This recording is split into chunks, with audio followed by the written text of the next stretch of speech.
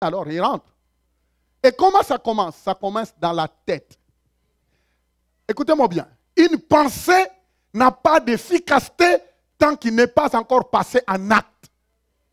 Mais une porte de sortie, une porte d'entrée que l'ennemi utilise, c'est d'abord dans la pensée. Un péché commence d'abord dans la tête, dans la pensée. Et au fur et à mesure, on nourrit cette pensée-là. Au fur et à mesure, on lui donne le petit déjeuner, on lui donne le dîner, on lui donne le souper. La pensée ne fait que grossir. Jusqu'au moment où le jour où la pensée doit maintenant passer en acte. Allô? Allô? Allô? Mais par contre, si vous lisez dans 2 Corinthiens chapitre 5, je crois. Bon, vous connaissez ce verset pour beaucoup de personnes. La Bible dit, nous renversons tout raisonnement. Il dit d'abord, si les armes auxquelles nous combattons ne sont pas charnelles, mais sont spirituelles. Ils sont spirituels, mais puissantes. Pour renverser quoi? Tout raisonnement. Vous entendez bien? L'apôtre Paul dit que ces armes-là nous rendent capables de renverser quoi? Les raisonnements. Suivez bien, parce que pour le moment, je veux m'arrêter ici. Regardez-moi, l'apôtre Paul dit que ces armes-là que Dieu nous donne, il dit d'abord que nous ne luttons pas avec la chair et le sang. Mais Dieu nous donne des armes. Ces armes-là nous aident à renverser les raisonnements. Écoutez-moi bien. Regardez-moi, regardez-moi, regardez-moi.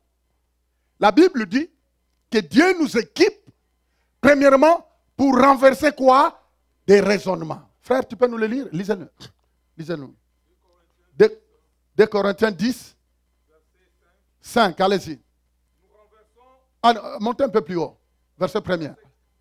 Comment ça? Verset 4, allez-y. Allez-y, rapidement. Il dit, écoutez bien, l'apôtre Paul dit ici, dans notre combat, les armes que nous utilisons ne sont pas d'origine humaine. Écoutez-moi bien. Il dit, dans notre combat, qui? Nous les chrétiens. Il dit, nous les chrétiens, dans notre combat. Qu'est-ce qu'il dit? Les armes que nous utilisons ne sont pas... Les armes que nous utilisons ne sont pas d'origine humaine. Continue.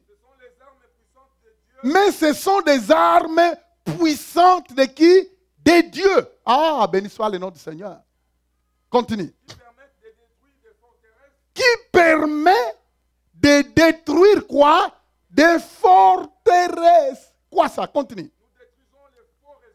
Il dit, nous détruisons les faux raisonnements. Dites raisonnement, faites ça. Dites raisonnement. On continue, tu n'as pas encore fini, continue. Des faux raisonnements, tu fais quoi? Nous renversons les faux raisonnements qui se dressent orgueilleusement contre la parole de Dieu. Regardez-moi, Seigneur Jésus. Regardez-moi. Vous entendez? Il dit que Dieu nous donne des armes, mais qui nous aident quoi? À renverser tout raisonnement orgueilleux qui se dresse, ça veut dire qui s'oppose à ce que Dieu dit. Regardez-moi. Il dit nous renversons les raisonnements. La porte d'entrée de Satan dans la vie de quelqu'un commence d'abord par son ici là. Dites ici là. Dites ici là. Dites ici là. Dites encore ici là. Regardez-moi, en bref, regardez-moi ce qui se passe. Quand une pensée de sexualité arrive, ou bien quand une pensée de mensonge arrive, vous voyez, la personne commence à se préparer maintenant à mentir. Hello? Mais tout a commencé d'abord où? Dans la pensée. Avant que quelqu'un commette l'immoralité, ça commence d'abord dans la pensée parce qu'il doit se préparer. Il doit savoir comment il va faire courtois. Sœur, bonjour. Mais il a son arrière-plan. Allô? Je peux te rendre un service? Si tu as quelques courses à faire, je peux t'aider. Toi, tu dis, oh, l'amour de Dieu. Ah! Discerner. Les jours sont mauvais. Oh, tu sais, Tu sais, on est des frères en Christ. Hein? Et puis, on est des frères en Christ.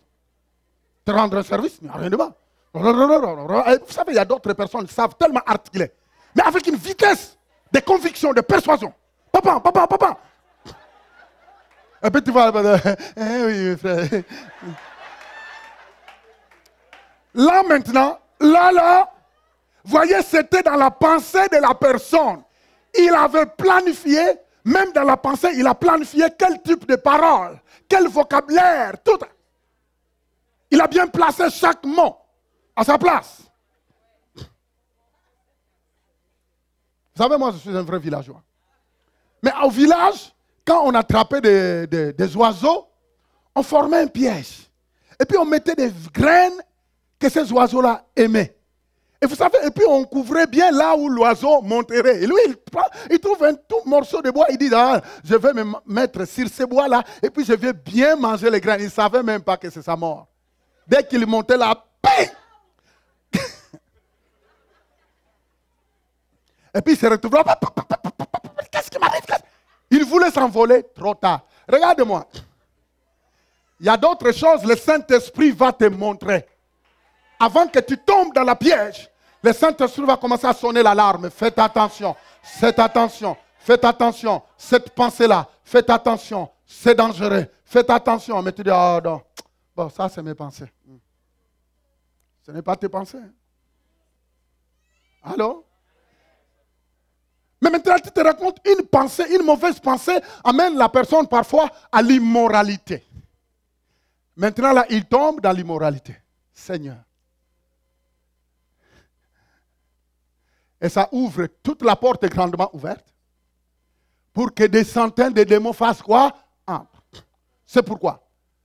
Celui qui a eu la pensée de mentir et puis qui a menti. Mais vous savez, première fois, parfois, ce n'est pas ça. Hein? Mais quand ça devient répétitif, maintenant, ça mène un démon du mensonge. Qui est là?